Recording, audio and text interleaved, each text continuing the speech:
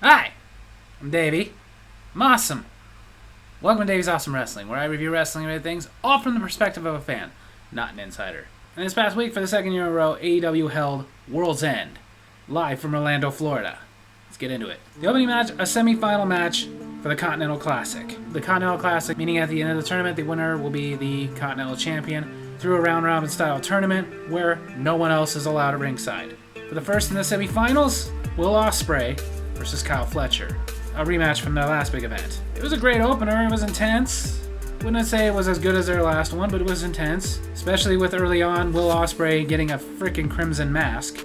And it was bleeding really bad. Which made you think about the fact that if he wins this match, he's going to have to fight another match later. Is he going to be able to? And like last time, a crazy went back and forth until Will Ospreay got a Styles Clash, got the pin, the win, and advances to the finals later on that night in the Continental Classic. Like I said, it was a great opener. I wouldn't say it was as good as their last one, but I would easily give this one a 4 out of 5.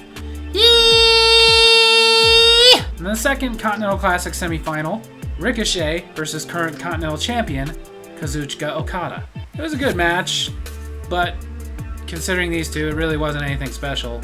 It was probably a bad idea to have them following Will Ospreay and Kyle Fletcher, because it was a lot to live up to, but it was still really good. And it went until Okada got the Rainmaker onto Ricochet, got the pin and the win, advancing to the finals so that he might retain his championship. What was most interesting about this match was what happened after it. When Swerve Strickland came out, saying because of the way Ricochet had been running his mouth that if he lost, he was going to come out and humiliate him, and he did. Came out and they all TP'd Ricochet, which has been kind of the gimmick thing going on against Ricochet right now. A lot of people are knocking it, but I'm like, okay, they're turning him heel, at least they're doing something with him. This one, though, I wouldn't say quite earned a 4, but a very solid 3 out of 5. Yeah! Then for the AEW Women's World Championship, a Tijuana street fight, which was just a Falls Count Anywhere match.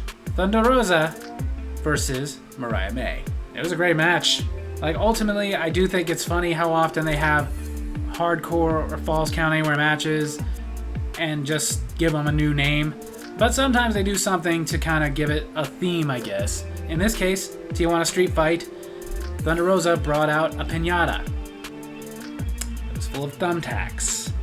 Personally, with all the new things they keep adding, like Legos and stuff, I thought it would have been funny if there was like just some really hard candy in there or something, but whatever. Not only that, but it's been talked about that Thunder Rosa's father was going to be there, and he was going to bring dirt from the Tijuana graveyard into the match. I guess to make sacred or something.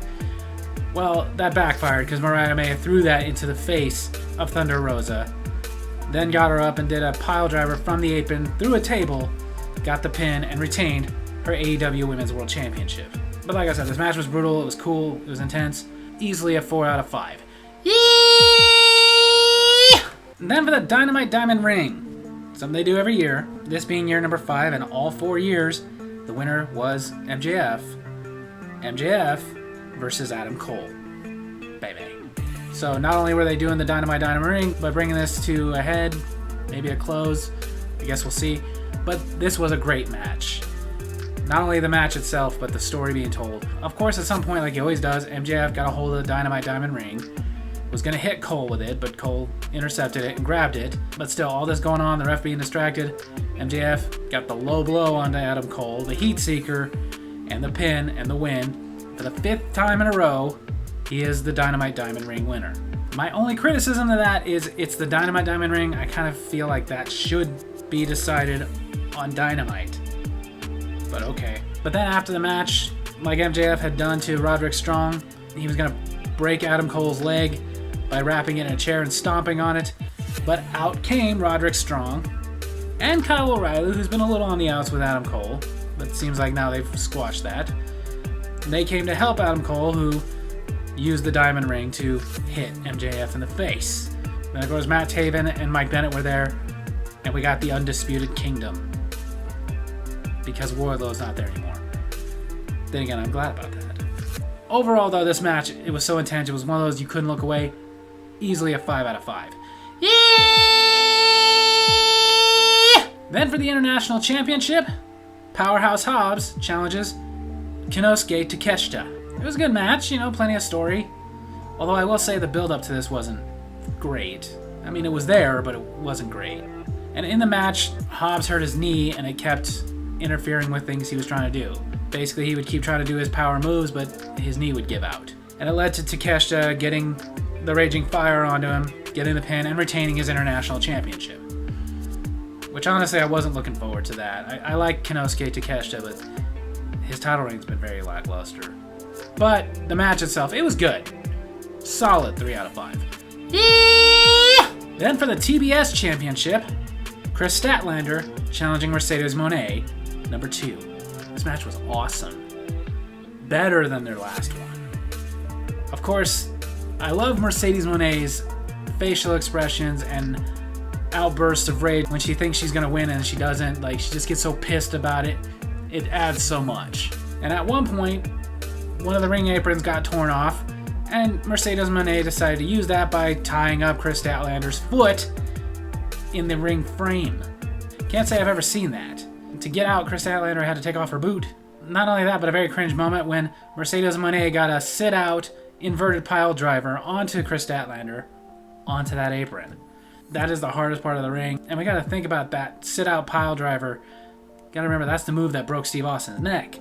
But it still wasn't done. They still went in there, had some really good back and forth, over and over again until they were rolling each other up again and again and again, and Mercedes Moné was the one that was able to finally get that roll-up that Chris Statlander couldn't kick out of, and she retained her TBS championship.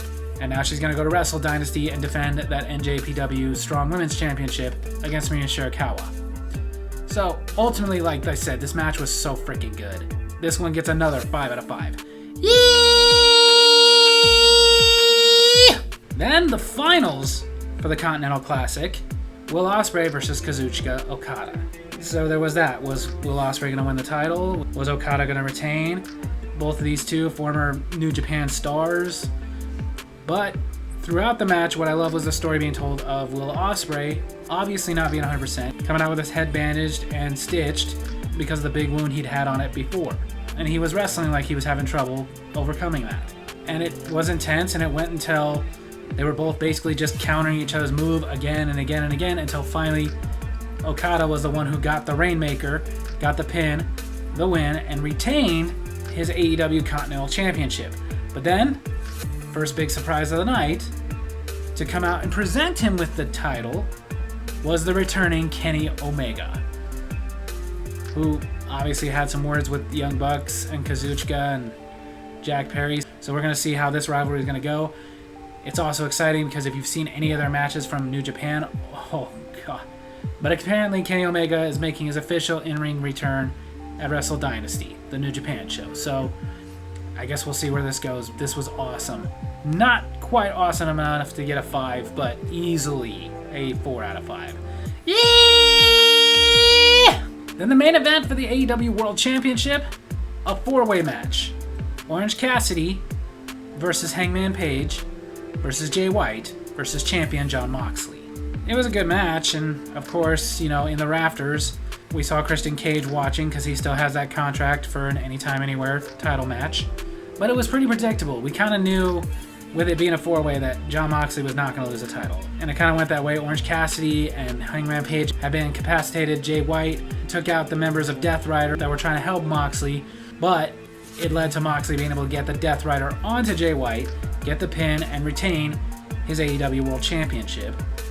Not only that, but of course after Death Rider was going to add to it and they were going to take out Jay White. But that's when we got the second big surprise of the night, when FTR's music hit. But not only did they come out, but Adam Copeland came back. Back from injury, and he's with FTR. They're calling themselves Rated FTR, and he says he's taking down Death Rider. And of course after Adam came out, Christian Cage just left. Decided not to cash it in tonight. Who knew? Ultimately, like I said, this was a good match. You know, it was a fatal 4-way with 4 great competitors.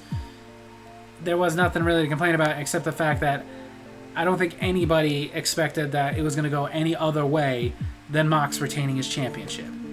So just with that little note, kind of took it down one little point, but still a very solid 4 out of 5. So AEW World's End 2024 overall, really good show.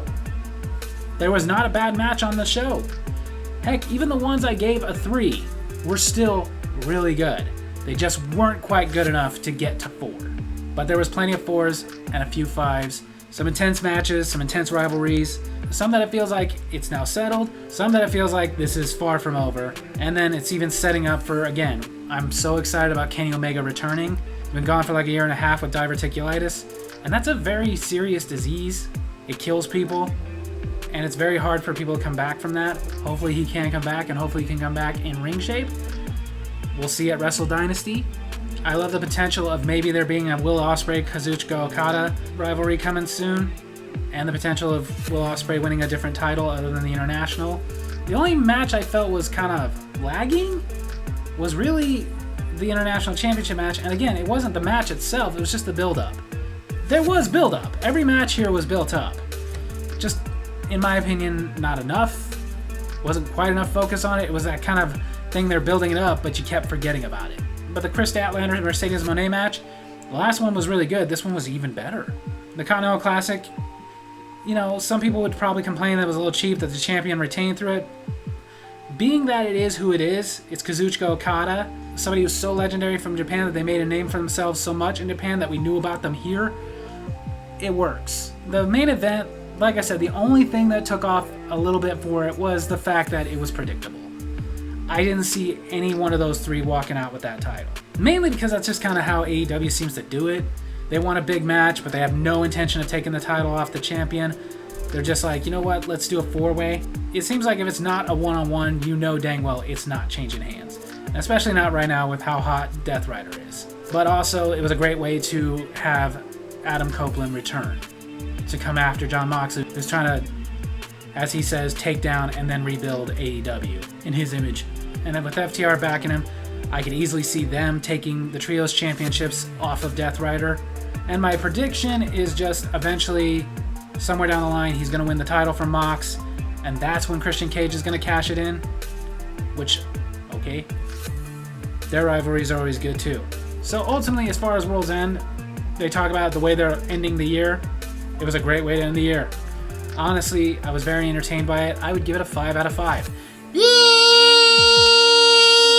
So there you have it. That's my wrestling review this week. Hope you guys enjoyed it. And if you did, make sure to hit like, hit subscribe, hit the little bell so you get notifications for when I post the videos.